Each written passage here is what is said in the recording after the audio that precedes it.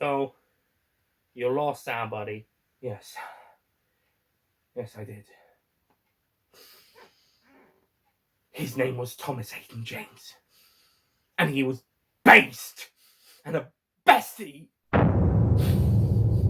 I guess this is the final time I'll be seeing this, but I'll be seeing you, my friends. Still, it was his choice. So, moving on. I mean, the channel's gotten a bit quieter now. He's gone because there's only really 3 of us active at the moment. Oh dear. Unfortunately, that Toymaker's prophecy from the Giggle review and sort of hinted at in the Wild Blue Yonder review is coming scaringly true. Oh, that's bad. I saw those reviews. Oh dear. So you guys sound like you're in trouble. Who knows? Our time could be running out. So I guess it's all ending soon then? No, of course not. Or is it? Who knows? Oh, thank God. I was worried for a second. We're definitely not going down without a fight. Anyway, let's go and find some children to stop. Right behind you, old buddy, old pal. Or should that be new buddy, new pal? Yippee! And that suddenly went from American to I have no idea. It's definitely not Christoph, that's for certain. Or King George III. Hey, I'm talking about him in the review in a bit. Funny enough.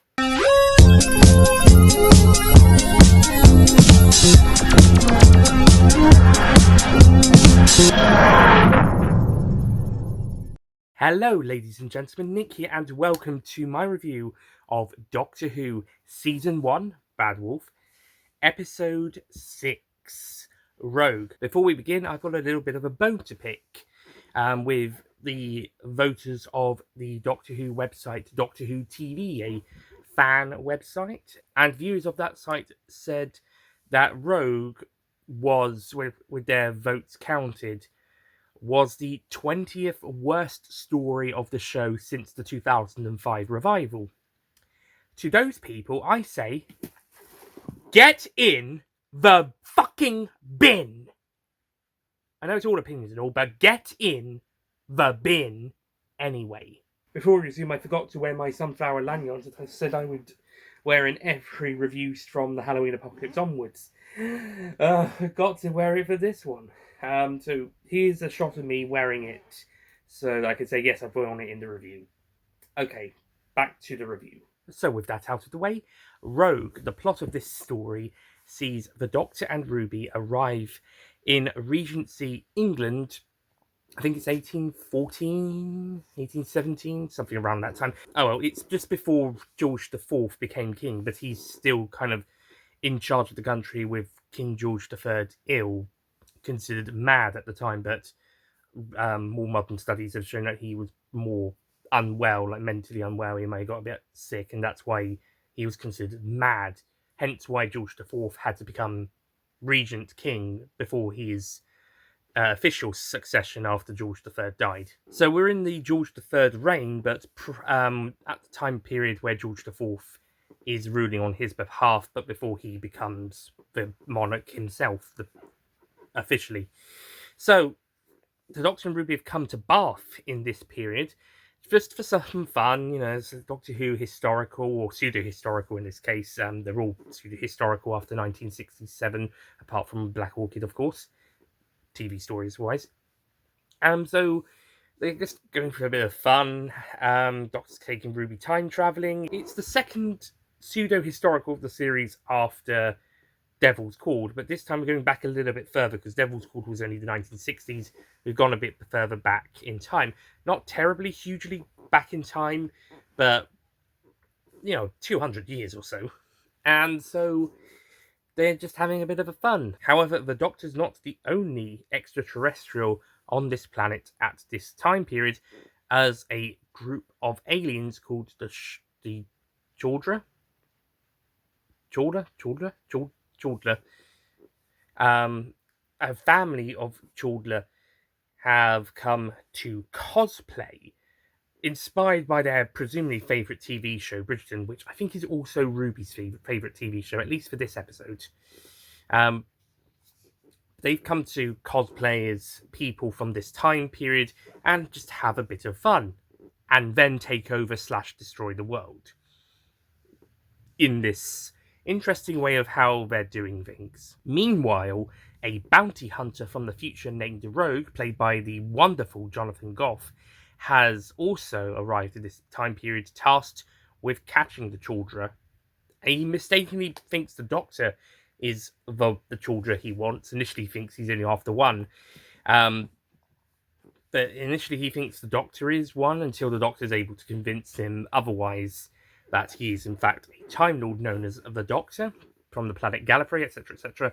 And the two join forces, and maybe a bit more, to stop the Chordra. Meanwhile, Ruby befriends a young woman named Emily, whilst the Chordra, who are actually more than one, there is a family here after all, start taking over more bodies, one of whom takes the body of the Duchess, played by returning Hooniverse actress Indina Varman, who previously played Torchwood character Susie Costello in Series 1 of that series. And then one of the other Chordras plays Lord Barton, who, as we see in the pre-titles, cold open, whatever, is shown to be a bit of a nasty deal. And then the Chordra who plays him then gets to play in that role, much to their delight.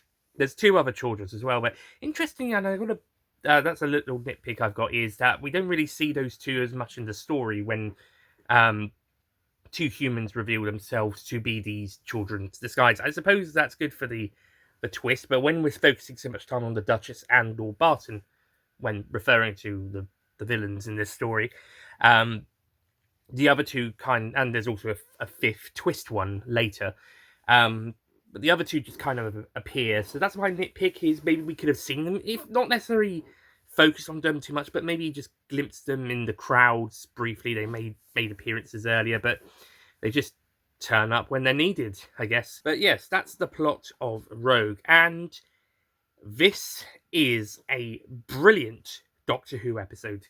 Firstly, it's the most traditional Doctor Who episode of this current season, and it might even be the most traditional episode since, depending how you look at it, it's either Legend of the Sea Devils or one of the series 12 episodes. I'm kind of leaning to Can You Hear Me or Nikola Tesla's Night of Terror, depending on what you consider Praxeus.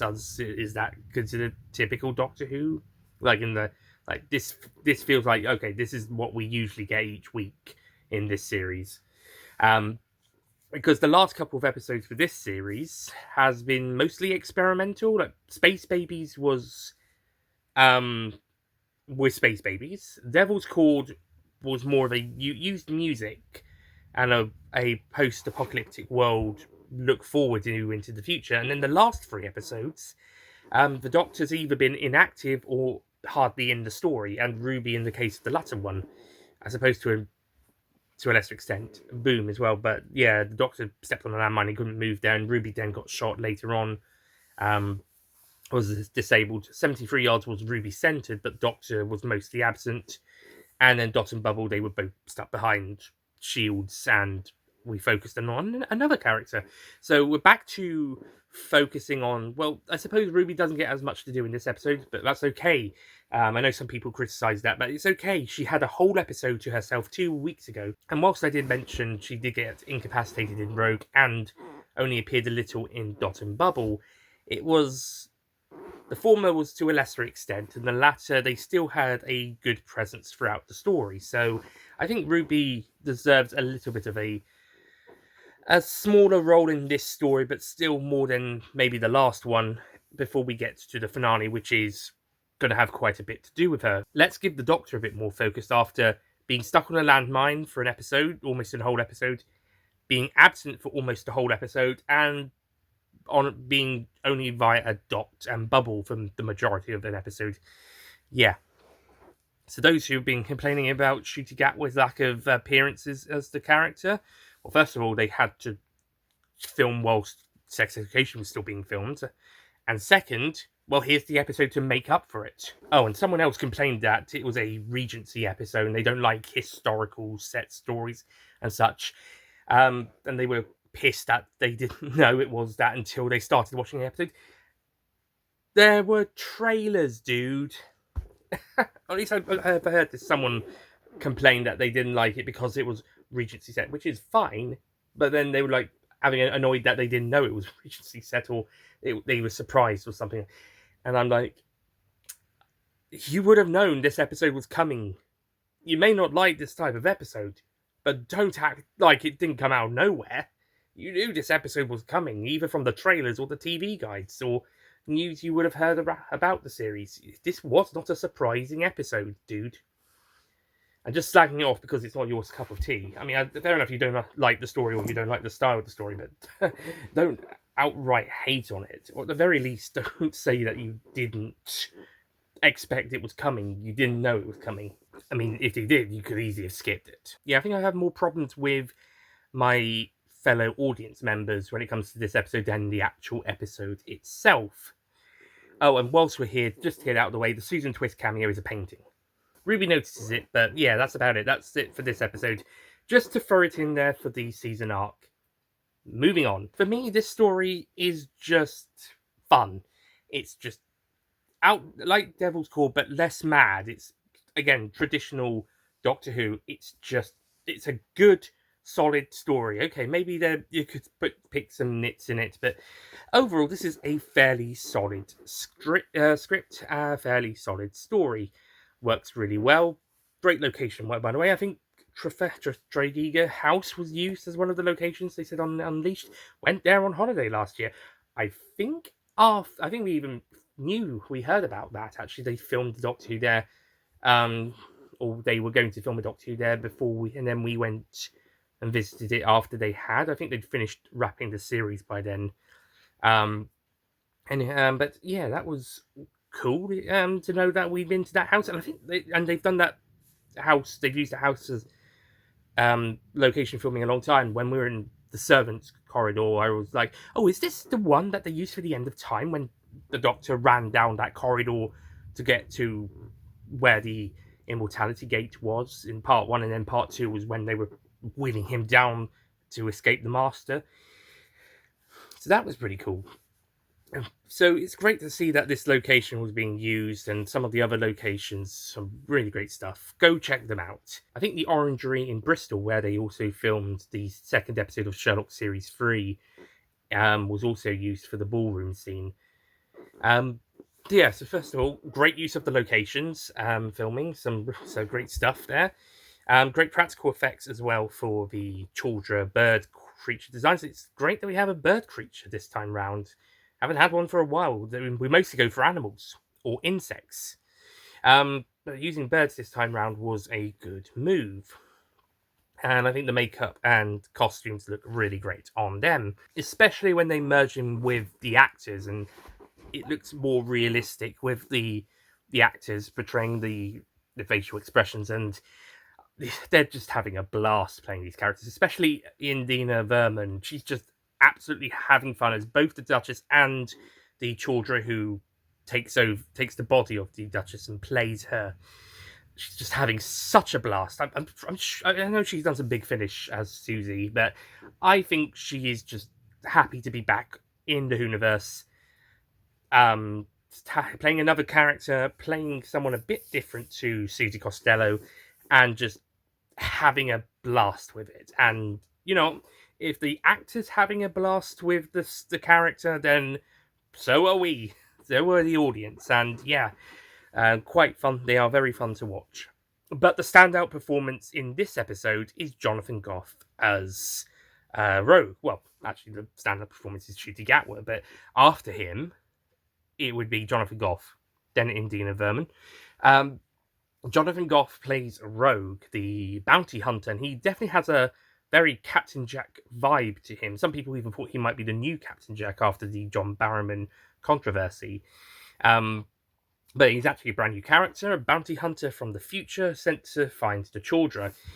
But he seems to have had a partner, implied to be a male partner, as there is implied gay slash bisexual tension between him. Why am I talking about gay? Not even bisexual. There is implied gay romanticness between him and the Doctor, so it's implied that he could be gay. Therefore, well, I guess it's not even implied. What am I talking about? But let's say he had a male partner who he lost. So he's been on his own since then, and he's been trying to find the children. I suppose that sort of makes him a little bit cold and detached at the beginning, but once he and the Doctor start working together, they start, and also when they're interacting, they're starting to fall for each other. Um, once Rogue knows that the Doctor's not a Chaudra. I'll get onto the relationship in a bit, but I think Groff plays the character brilliantly in like all the moments when he's being cold and calculating, then when he thinks the Doctor's the Chaudra, and then when he realizes who the Doctor really is, and then goes up to the TARDIS, some great stuff there, and then the interactions afterwards, some really great standout stuff. No wonder they named the episode after him. And then there's the romance, which is really nice and sweet, really. Me and my mum, when we watched this the first time, we were like wondering, are they going to kiss in that scene in the TARDIS? And then later, like, ah, when they did at the end. And that's what kind of makes the ending sad, but more on that in a bit. But also not terribly sad. It's tragic, but not final. But more on that later. And it's also good to give the Doctor a new love interest. I know some people want the Doctor to be asexual or whatever, like have no romantic interest. That's how they were in the classic series, apart from that one time in the Aztecs. But that doesn't count. That doesn't count. So, yeah, and also the fact that he may have had a wife or a romantic partner in the past that had children, and then they had children, and therefore we have Susan. But again, apart from that, the Doctor was asexual in the classic series, and then once we get to the TV movie, things start to change with the Doctor being more of a romantic hero, and then again in the new series where they have romantic moments, mainly with the companions, or the Master in the case of the 12th Doctor. Okay, that was Missy kind of forcing herself on him, but okay. But yeah, 10 and 11 were sort of more romantic Doctors in a way, or certainly 10 at least. I actually liked it. I was brought on up on the new series, so I actually liked the romance. I don't know. I mean, okay, it had its flaws, and yes, the love story in series 2 could get a bit sappy at times. But I don't mind the Doctor being more of a romantic hero, because I know it's not to say that they're too human because they're an alien, but to sort of maybe humanize this alien who loves human society. Let's go with that. And yeah, they're picking up traits on it. Maybe the classic Doctors really secretly did have maybe crushes, like maybe the fourth Doctor maybe had a thing for Sarah Jane. She seemed to have implied that she did. Who knows? And just to please Will, let's say the second Doctor and Jamie secretly had a thing going on. Oh, come on, you know it's obvious. To quote Darth Vader from Star Wars Episode 5, The Empire Strikes Back, search your feelings, you know it to be true. So I'm pretty happy with this relationship in this episode, and I think it's quite nice. I was about to say we haven't had a proper romantic relationship for the Doctor in a while, but then I remembered, oh wait, hang on, we had Yaz with 13. Unfortunately, with that one, which also interesting, we're doing LGBTQ plus relationships with the Doctor now, so that's well, besides that one kiss from Captain Jack, but that wasn't romantic. But yeah, it's interesting we're doing that now. So we've done the romance, we've established it's part of the characters now, and now we can establish the sexuality changes.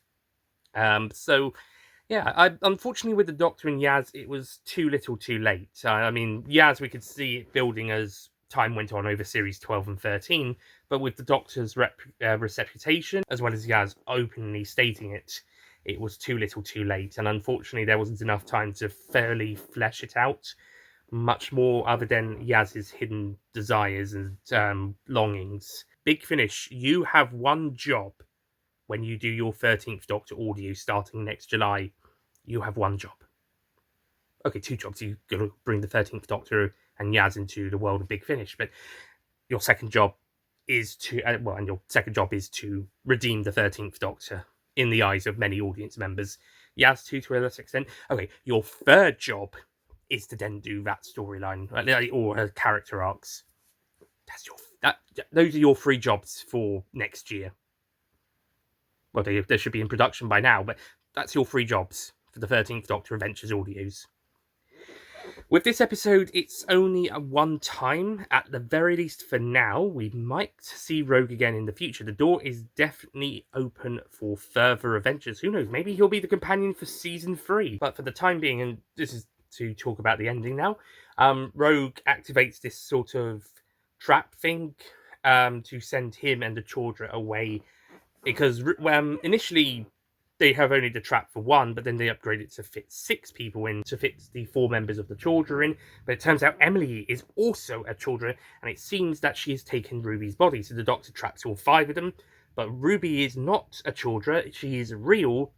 By the way, why is that scene with Carla here and not back at the end of episode 1 or start of episode 2? Okay, I don't know why that's here, but okay.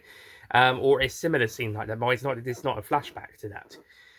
Oh, but Ruby turns out to be the real Ruby, and she reveals that she knocked Emily out, and the real Emily turns back up. So Rogue then throws the real Emily onto the thing, and then after trying to get the Doctor to send them all away, but he can't because Ruby's there, he takes Ruby's place and takes the device and sends the 6 of them down, saving Ruby, but unfortunately sending him away and to another dimension. Because there's more dimension than molecules, it's going to be very much of a struggle to find him. But not impossible. As I said, the door is left open. This chapter of the love story ends on a sad, tragic note, but the story may resume later. Depends if they want to pick it up later. And if not, then, well, it was left open for if they did, or for expanded media to take on later, or maybe a future Doctor or whatever. But door's open. Door is open. We could see them in the future, and if not, well, there was still always the possibility. And yeah, I think the ending is really good. It's a bit of a sad ending, but the Doctor and Rogue get their kiss, and like I said, they're down, but they're not out, so to speak. The door is open. We just need to step through it next series or whenever they want to carry on this arc if they want to, or storyline if they want to. So overall, Rogue is a really great fun story. Going to the Regency period, having a romance between the Doctor and this new character Rogue, the Chaudhra cosplaying, even Ruby having a few good moments, even if the story's less focused on her. Again, that's fine because we needed another story focusing on the Doctor after 3 episodes where he's immobile or not really there. So it was good to have him have the spotlight a bit more for this episode and interact with Rogue and the stuff with the Chaudhras. So yeah, that was all fun. Only a few minor nitpicks here and there, but mostly for the it was really great. I really like this story. I think it is definitely my favourite of the series, and it's the one where you can just easily sit down, watch, no trouble, just easy breezy Who. Perfect. I'm so glad that Russell brought in Kate Herron and Bryony Reedman to write this story. It's fresh blood from the series who know how to do, well, by the looks of this episode, know how to do a good romantic story in a historical time period. And yeah, they do a really great job. Also, this ends the, how many episodes is it? Going from essentially the Sidemen to Dot and Bubble. Every episode was either written by the then current showrunner or a former showrunner in Stephen Moffat's case, or co-written by the then current showrunner in the case of the Village of the Angels and Legend of the Sea Devils. Possibly Haunting of Villa Diodati as well, but uncredited. If that's the case, then it's in fact the first one since Nicholas Tesla's Night of Terror, where it's the first one not to be written or co-written by the current or a former showrunner. Which makes this a really interesting story. It's also the first female writers of this new era. Well, we got to it sooner than the first Russell era. and the Moffat era. Also, I know people are going to talk about it, so I should mention the scene in the spaceship before we conclude. Yeah, that is a really fun scene, by the way. Really enjoyed, especially the Kylie song. Can't Get You Out of My Head. I saw a really funny edit on Twitter by someone who edited some cool clips of behind the scenes stuff from the 2003 webcast of Sharda to that song. Sort of as I guess, a tribute to Lala Ward. I say tribute, a fan tribute, just out of fun. I saw that a while ago. I might have mentioned that a few years ago in another video. Possibly my Retro Channel's Sharda 2003 webcast review. But yeah, that was funny. I liked that. And we had Kylie in the series in Voyage of the Damned as Astrid Peth. So we got some more Kylie tie-ins this time round, and Can't Get You Out of My Head appears in the show officially and not just as a edit for some behind the scenes stuff. And then of course there's the scene where the Doctor shows off his other faces to prove that he's not a Chaudhry, he's in fact the Time Lord. And we have all the faces of all of the TV Doctors so far. I mean, the order is kind of like all over us, but I mean, you have 10 left fan service and to recognise David Tennant, then 13 for the first female Doctor, then 1 for the first Doctor, and then we have another Doctor I'll mention in a moment, and then after that, the order is kind of mixes up the rest of Doctors 2 through 14. David Tennant appears twice, including the War and Fugitive Doctors. But there's also another hidden Doctor added to the mix, and that is the Schalke Doctor, played by Richard E. Grant. So now somehow Scream the Schalke is canonical to the show. It was previously a uncanon story. We would have gladly said it was one of the Unbound stories, similar to Big Finish's Unbound audios that they were doing the same year that Schalke came out. We would have happily said Schalke was an Unbound Doctor, an Unbound Ninth Doctor. No Time War involved, etc. So that's how we kind of perceived him there. Matt Moyer actually suggested that he should have been the War Doctor, that Richard E. Grant should have played him instead of John Hurt, and it would have made sense that because of the Great Intelligence, also played by Richard E. Grant, taking over the Doctor's timeline and interfering with that, and then Clara saving him, but there was still a bit of the Intelligence left in there, and he was in fact the War Doctor. And therefore making Scream the Schalke canon, the Schalke Doctor canon, and slotting in between the 8th and 9th Doctors. And then Scream the Schalke would be his one-time story outside of Day of the Doctor and Name of the Doctor. What a fantastic idea. As much as I love John Hurt and Jonathan Carley in the audios, that would have been a fantastic idea to slot Schalke into canon. That wasn't the case, but it now appears that Schalke has been now put back into canon. Because he was initially going to be the new 9th Doctor before Chris Frexton was cast with the official revival. So Schalke's taken back out of canon. He did not end up being the War Doctor, as Matt Moyer suggested, but now he looks like he's been put back into canon, but at another spot in time, possibly a post-Fugitive Doctor, Timeless Child Doctor. Like you've got the Morbius Doctors, then maybe Richard E. Grant's Schalke Doctor, maybe he's on a mission, and then you get Joe Martin's Fugitive Doctor, and then they're forced to regenerate back into a baby or child or whatever, and they start again as William Hartnell's first Doctor. So I talked about this before. You know the drill. So that's how it looks like that's being put in. It's mainly because Ross T. Davies was paying tribute to Paul Cornell because his series made Paul Cornell's Scream the Schalke irrelevant and redundant in terms of continuing the series. So he was paying tribute to Cornell by bringing his Doctor, Schalke, Richard E. Grant, into canon, making him canon to the revival / Bad Wolf eras, which is great, but raises a lot more questions, unless we say he's Timeless Child, pre-Fugitive, pre-Hartnell Doctor, or he's the next Doctor. He's the 16th Doctor, or a future Doctor at least. But then again, he's been sent on a mission by the Time Lords, supposedly, or maybe a higher up being like the Shadow Proclamation, or by the Church of the Babel mainframe, or someone's hide him. I don't know. If it's future Doctor, they'd have to work that in somehow. Oh well, but yeah, I thought I mentioned that before someone mentioned it. Also, he's Thomas Aidan James's favourite Doctor, so. Oh, and whilst we're here, for you Dimensions in Times fans, Jenny, this story also makes that story canon by using a picture of the third Doctor from that story. Well, I already considered it canon, so sure, why not? That being said, I don't really like the face they used for the 14th Doctor. It looks like he's been drenched in rain. Or just gone swimming. I don't know why they used that face or that image of the face. I know they wanted to differentiate it from Tens, but he looks like he's been washed out. I suppose that third Doctor picture I mentioned just now does a little bit, but at least that one is making Dimensions in Time canon, in which case that kind of explains where they took the picture from. And Richard E. Grant's kind of looks a little bit washed out as well. But they did have some live action pictures of Schalke, Richard E. Grant in costume, so that might have been one they used. But I don't know what it is with 14's picture, where he just looks so washed out. He was literally only in the series a few episodes ago, and you don't have a better picture. Oh well. But yeah, I thought I'd talk about that quickly before we wrapped up. So, wrapping up this review, I'm going to give Rogue... Well, I'm going to give it a 10 out of 10. I have very few problems with the story. Like, there's only a few kind of nitpicks maybe here and there.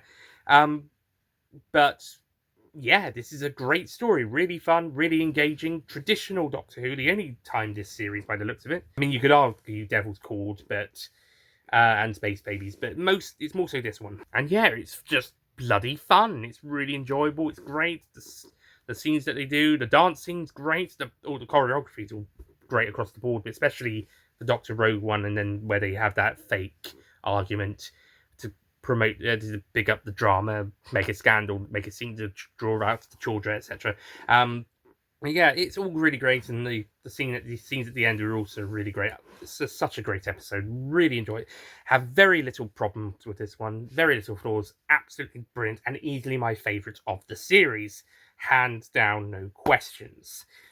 Which makes Doctor Who TV viewers saying it's this low and placing it 20th in an updated worst story since 2005 ranking is baffling and confusing to me, and a few others that, even though they didn't like the story as much as I did, but maybe still did or thought it was all right, at least still don't quite get their head around that. So I don't know. I guess it's because there's gay people in it, and one of them's black, and they're dancing and kissing and having a romance. Maybe that's why. Okay, if that is actually your reason, you really need to get into the bin now. Well, that's it from my review of Rogue. Thank you so much for watching, and next time it's the finale, The Legend of Ruby Sunday and Empire of Death. And I'll be doing that review as well, but will I be doing it alone, or will I have some company? I don't know yet. I haven't had anyone say they will do it with me yet, so at time of recording, that's yet to be seen for myself as well. I'll let you know in the review. We'll all find out when the review comes out. So thank you so much for watching, and I, and maybe some others, but probably only me, but if there is others, but them and me, will see you guys next time for the finale. Oh boy! This one's gonna be interesting. See you guys then. Goodbye.